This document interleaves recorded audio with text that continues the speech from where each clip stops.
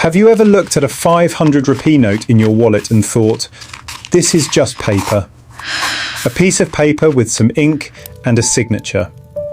So why can you buy tea, vegetables, or a train ticket with it? The answer is a very simple but magical word: trust. But where did that trust come from? Who looked at a blank sheet and decided it could become money? Let me take you on a journey. A journey that starts thousands of years ago. Long before paper money, before coins, there was barter. Imagine you grow wheat and you need a pair of shoes. You have to find a shoemaker who wants your wheat at the exact same moment. That was the daily struggle. Farmers walked around with baskets full of grain, looking desperately for someone who needed what they had. It was frustrating and slow, so humans looked for a better way.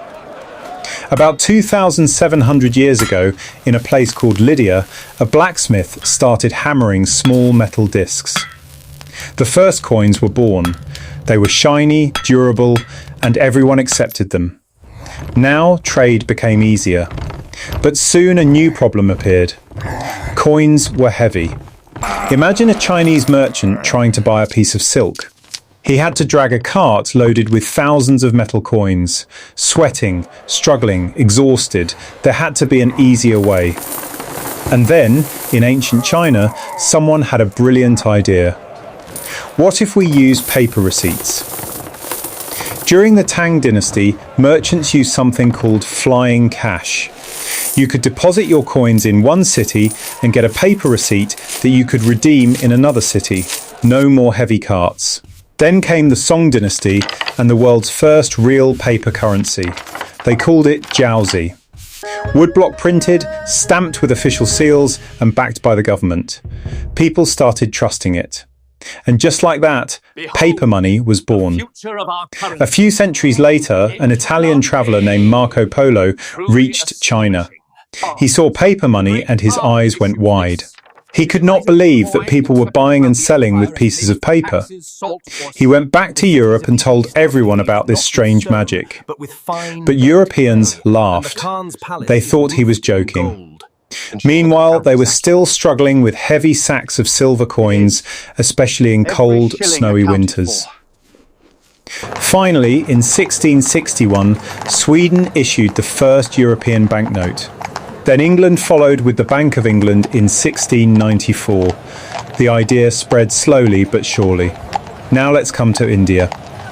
In the 14th century, Sultan Muhammad bin Tughlaq tried to introduce paper token currency.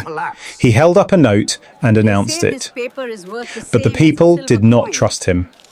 Merchants threw the paper tokens on the ground. The experiment failed.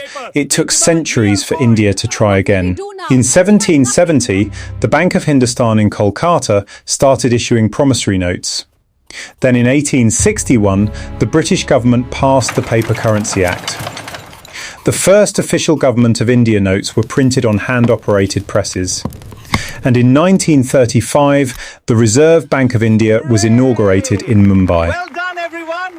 From that day on, the RBI became the sole issuer of Indian currency notes. Today we have the Mahatma Gandhi series. 10, 50, 100, 500, colourful, secure and trusted by over 1 billion people. But here is the most fascinating part. Old banknotes used to be gold-backed. You could take a note to the bank and get gold in return. But modern money is different.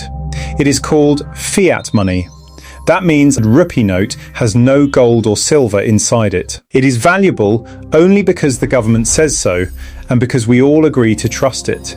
That is why when you hand a note to a shopkeeper, he smiles and accepts it. That smile is built on trust. Every note carries a promise. I promise to pay the bearer. That promise is the real currency. Today, we are living through another change. One hand holds a paper note, the other holds a smartphone with UPI. Money is becoming digital. And in the future, we might have holographic notes or fully digital currencies. But the foundation will always be the same. Trust. Think of it like a bridge. On one side, blank paper and ink. On the other side, shiny currency notes. The bridge that connects them is trust. That bridge was built over thousands of years by merchants, blacksmiths, travelers, kings, and ordinary people like you and me. So the next time you pull a note out of your pocket, remember, you are holding more than paper. You are holding a story of human cooperation. A story of a heavy stone turning into a metal coin, turning into a lightweight feather, turning into a promise. And that promise, that trust, is what makes the world go round.